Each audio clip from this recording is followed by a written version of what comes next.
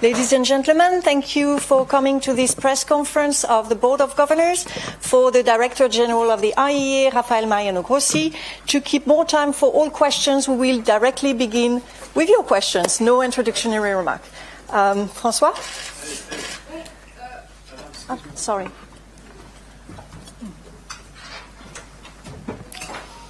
Thank you, François. Hi, DG. François Murphy from Reuters. Hello. Couple of questions, if I may. One is sort of on the discrepancy between the wording in your report on the 60% and what you told the board today, right? So your report says that the possibility of Iran not further expanding its stockpile of uranium enriched 60% was discussed. But now in the board, you said that you requested the Islamic Republic of Iran to exercise restraint, but also, if possible, to stop increasing the stockpile of 60% uranium. And then you say that this offer of yours was accepted, right? So does that mean that you see this as a commitment by Iran now not to expand its stockpile above, not to expand its stockpile of 60%? Well, and is it a commitment to you? I mean, was this a deal between the two of you? So what is this? And then secondly, the comprehensive report that's outlined in the draft resolution, and the description of it takes up about a paragraph, but how do you envision this comprehensive report? What do you think should be in it? Can you give us some sense of what to expect? Thank you.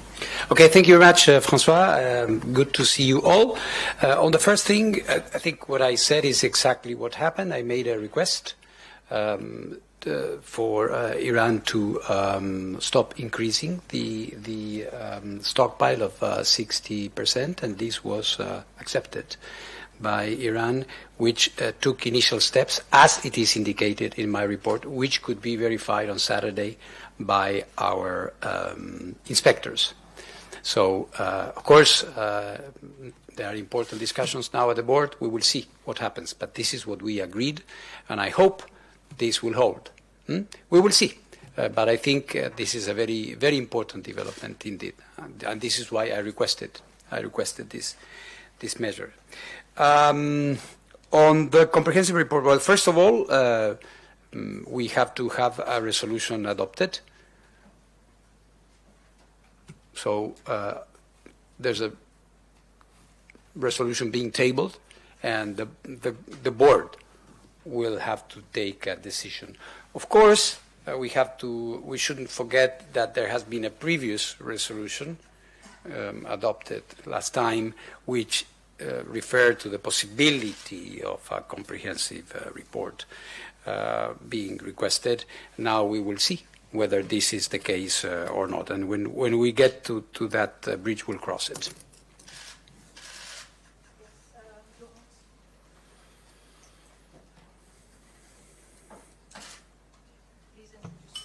Yeah, thanks. Lawrence Norman from the Wall Street Journal. Good to see you. Good to see you too. I just want to come back a little bit to Francois' question. I'm not going to ask you to comment on whether you approve of a resolution or not. You won't do that.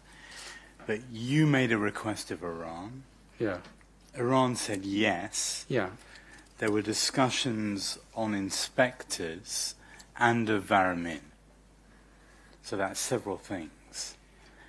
Do you believe that Iran made a serious, genuine and acceptable offer to improve cooperation on your trip last week, even though, of course, none of those issues touch on Turk-Azabad, which is the biggest safeguard issue? Was that a serious, acceptable offer?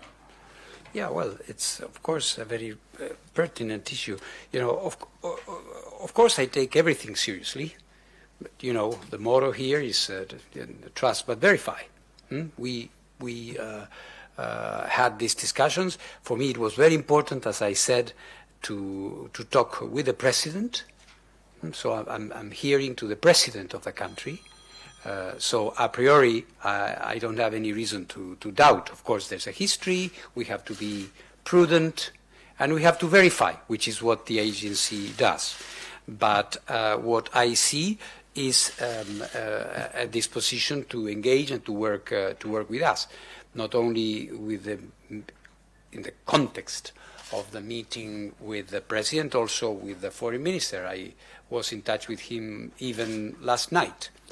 So I see an intense disposition and also dialogue with us, together with some important decisions or steps being taken, like this on the 60%, or the disposition to accept inspectors, new inspectors, experienced inspectors that we need there. And as you said, discussions on some of the outstanding issues. One has to understand that this was a 2-day visit, including field visits, which for me were very important, to Natanz and Fordo. So obviously not everything could be discussed. We had a very thorough, I would say, session on all of these things. And on your comment that some things are not related to other things, yes, of course. We cannot cover the entire ground. What we did was very relevant. So just to follow up, so it sounds like you're saying that what they offered was enough. Was that? Was enough. No, I'm not saying that. When did I say that? That's enough. Limited, given the limit of the 2-day trip. Amount of time. No. This is what we achieved this time, and we continue. It's not enough or too little, these are important things, and importantly also in the context of some of the exchanges I have had with you, plural, you, but with you as well, Lawrence, on words as opposed to facts. Here we have a fact which is being verified by us. So without aggrandizing things, everything needs to be taken in a context. But I think this is a concrete step in the right direction, to be followed by many other things, because we know that the list of issues is quite long. But this is the objective reality. I'm trying to stick to that. Thank you very much. Merci beaucoup. Moussa Hassi, Al-Mayadin TV. Monsieur Grossi, vous avez visité l'Iran et vous êtes quand même revenu avec 2 éléments nouveaux. Donc l'acceptation par l'Iran de 4 nouveaux observateurs et aussi la limitation de la production de l'uranium plus que 60%. Est-ce que vous trouvez que on a aujourd'hui, après cette visite, une nouvelle page ou une nouvelle tournure de la relation entre l'agence et l'Iran? Et est-ce que, au lieu de ça, donc, on peut considérer que quelque part, donc la Troïka européenne qui propose aujourd'hui une nouvelle résolution, est-ce que on va vers plus un petit peu d'accroître la tension avec l'Iran, ou vous trouvez que cette résolution, si elle est considérée aujourd'hui ou demain, ça peut aller dans le bon sens? Merci. Merci beaucoup.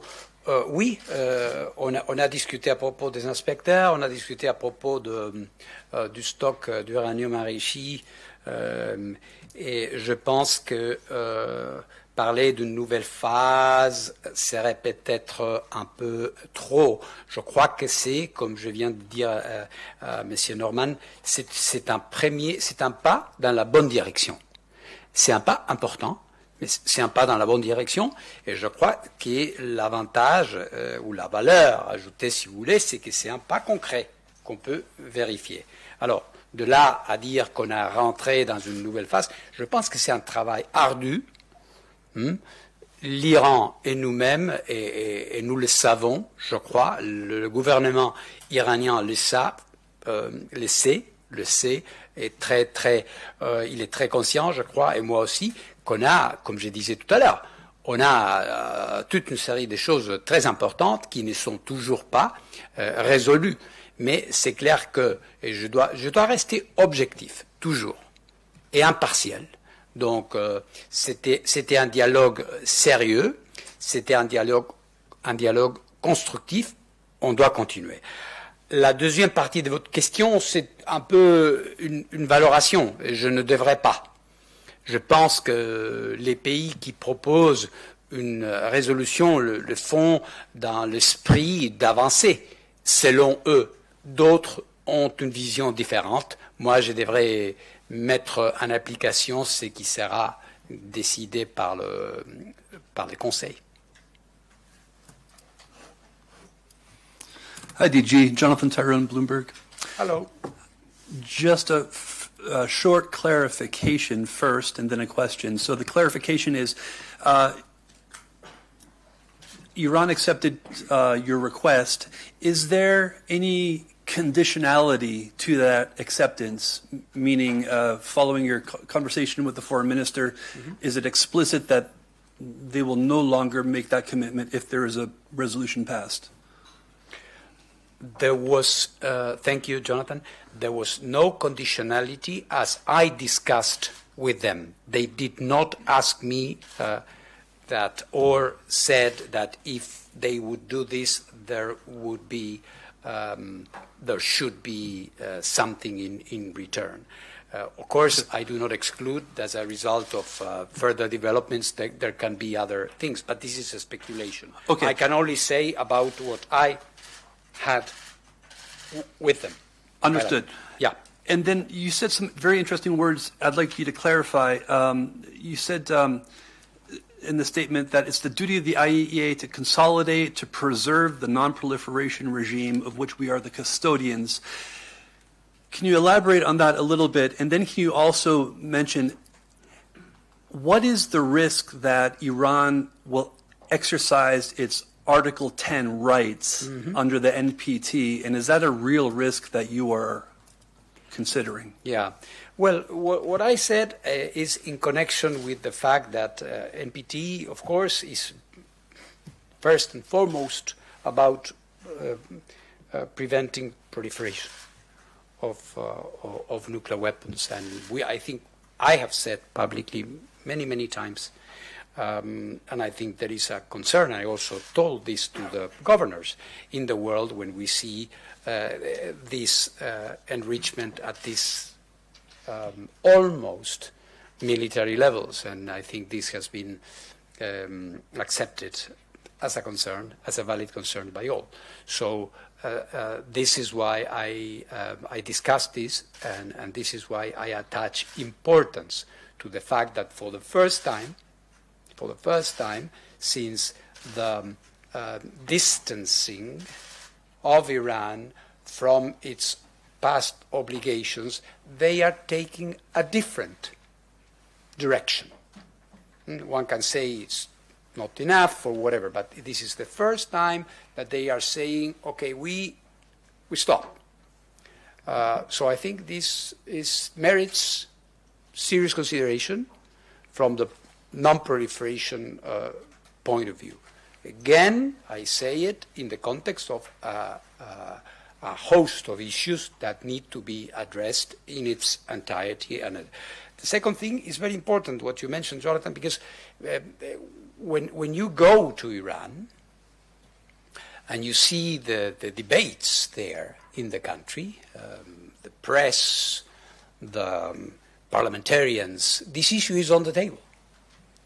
It's not the policy of the government, I must say, and I got reassurances from the foreign minister that they are not contemplating this. But of course, the Majlis may pass laws, and we have seen in the nuclear field how certain pieces of legislation end up having executive reflection afterwards. So I take it very seriously, and I think it's important that we reinforce and we protect the regime. And I think what happened in Tehran is in that context. I wish it is seen in that context.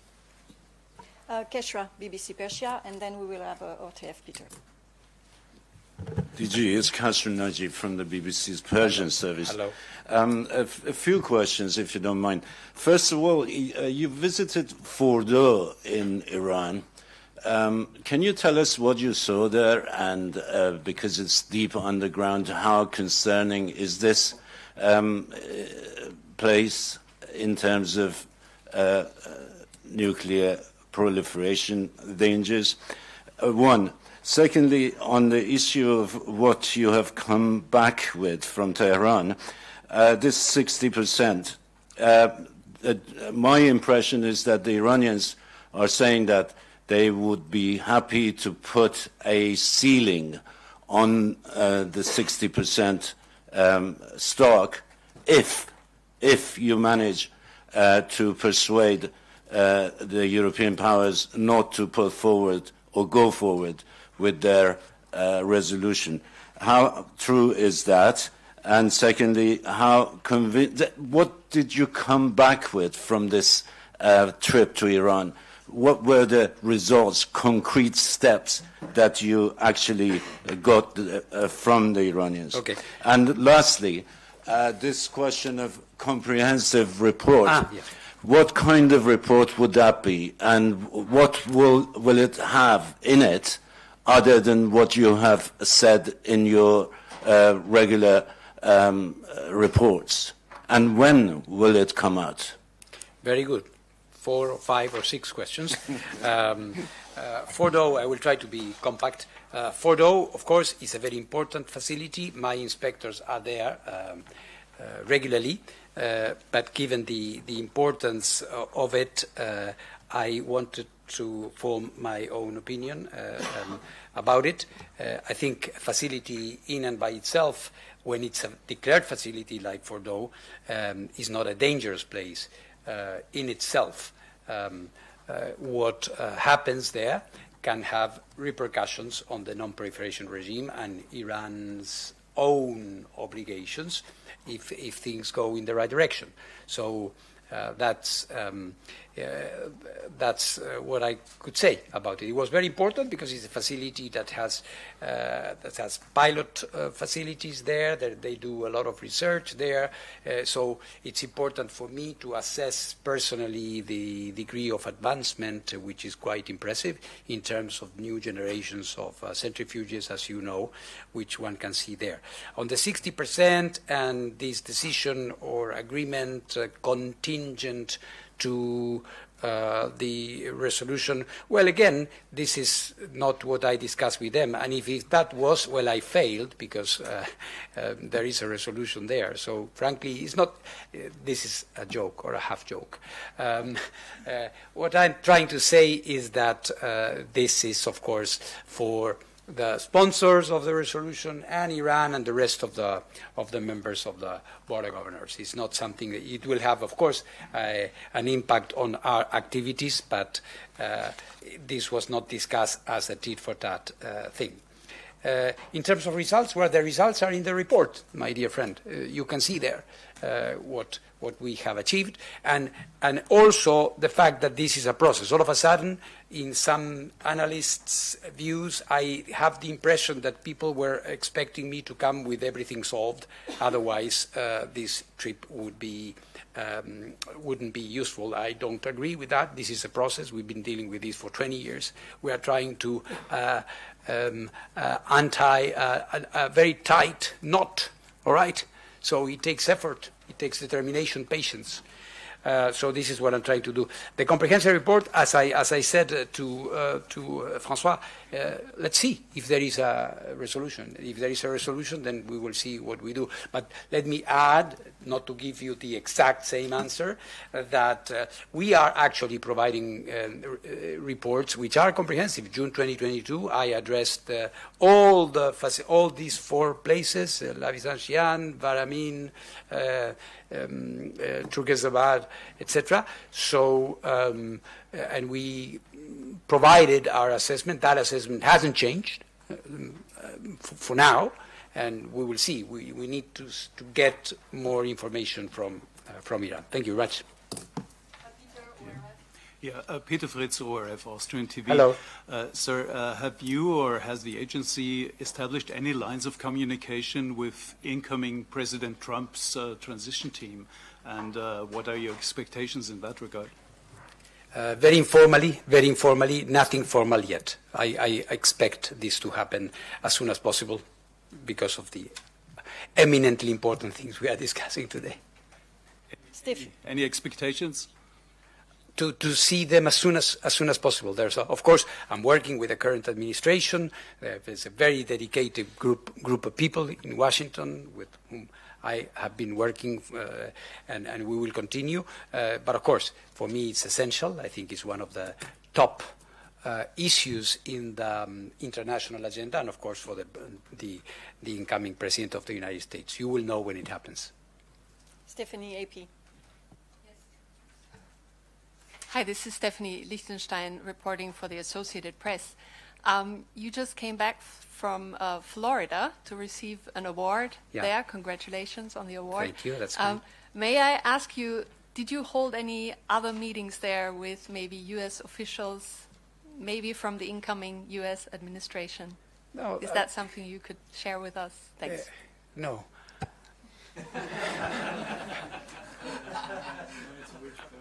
But it was very good to be in Florida. Thank you for the issue of the award. And let me say, if you allow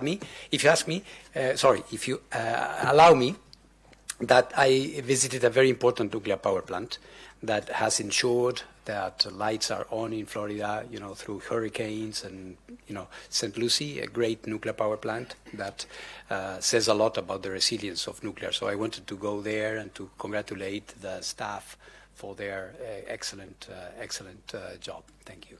Albert, DPA. Thank you. Albert Otti, DPA, German Press Agency. Director General, on Monday, the Israeli Prime Minister said in Parliament that during last month's Israeli strike on Iran, an element of Iran's nuclear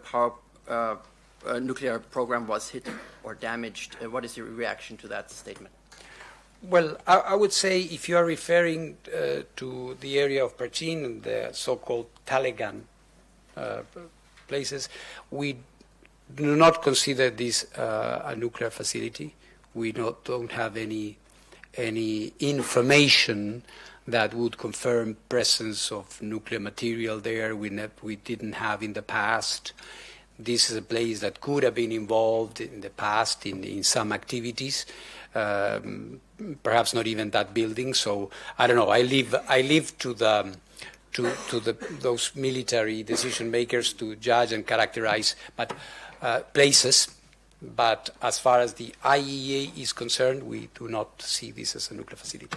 Sorry, but you're not concerned that Israel considers targeting elements of Iran's nuclear program, whether or not these are actual elements? But this is another question. You didn't ask that. Okay.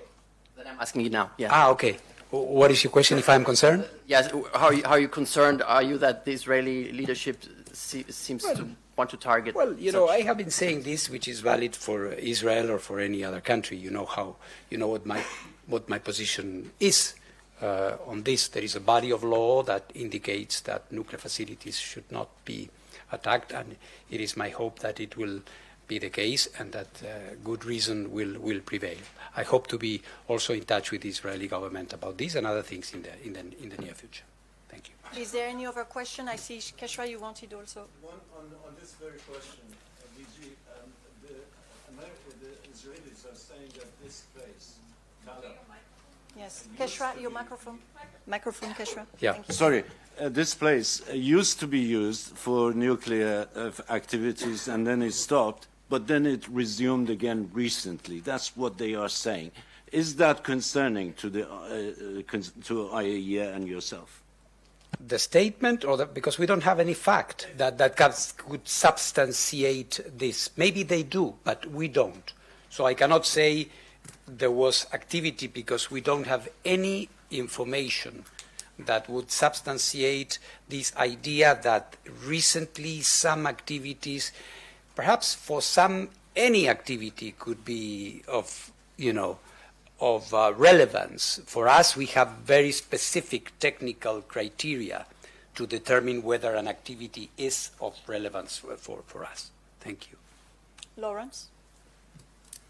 Yes. Thanks. Didier, just two questions. First of all, I just want to get absolute clarity because you were quite specific in saying that in your Tehran talks, the 60% discussion or the Iranian acceptance was unconditional.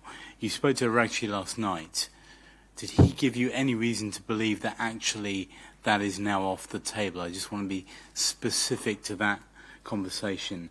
And secondly, on your visits to Natanz and Fordo, I assume that you were not shown any of the underground tunnels that Iran has built at Natanz. And I just want to ask if you come away from your visit with any greater assurance that Iran has not developed undeclared facilities. I know you've stressed your worries about Code 3.1 out of other member states. Do you come away from Iran with any greater confidence that they have not done that? Thanks. Well, on my conversation with the foreign minister, it was a good conversation. It was a conversation where we reviewed in perspective what we had achieved, and we considered other ongoing elements in terms of discussions here in Vienna. It was a good conversation, and there was no warning or threat or concern in this regard. Of course, they and the government will take its own decisions based on what they believe they should do. In Natanz, we visited the places where the agency is inspecting at the moment, and in terms of assurances or lack thereof, that is a very big, very wide question, Lawrence, because as you know, there is the issue of Code 3.1, which is rather arcane for general public, so you may explain when you do your reporting, please, so I don't need to do it. But what is important, you remember, I have been saying, I have been addressing another side of this issue, which is this issue of the continuity of knowledge. That is very, very important, and this we were discussing as well, and I hope we will be able to make some progress, because it is obvious that we have been losing a lot of visibility, and we would need, and I would like to have more in terms of certain aspects, as you know, centrifuge capacities, etc. So everything is related. Thank you. Before we conclude, Jonathan has a last question. Just very quickly, DG, because it's come up, this theoretical report, and obviously the EU is running on this theoretical timeline ahead of October 2025 when UNSC 2231 expires. They want to get a report out there to support that case. Are you, I mean, does it require 10 months plus 11 months to produce a report? Is there a rush on your side to produce a report right now? No, you know, all of these that you mentioned is true. Many people are talking about these things. So all of that is a timeline which is not, I'm not part of that. I'm not, absolutely not part. I'm neither against, not for that. It is an elaborate approach, let's say. I don't know what kind of formality it has, but it is an approach by some to start looking at this, considering the possibility of snapback. My approach is to go really step by step. I went last week, I got something. My idea is to continue this and to move, and by moving step by step and getting concrete things. Again, I take the point, and I think it's very important, and getting concrete results, maybe, just maybe, the trajectory can be less confrontational and more constructive. I leave you now. I thank you. Thank you very much. This concludes the press conference. It was a pleasure. Thank you. Bye.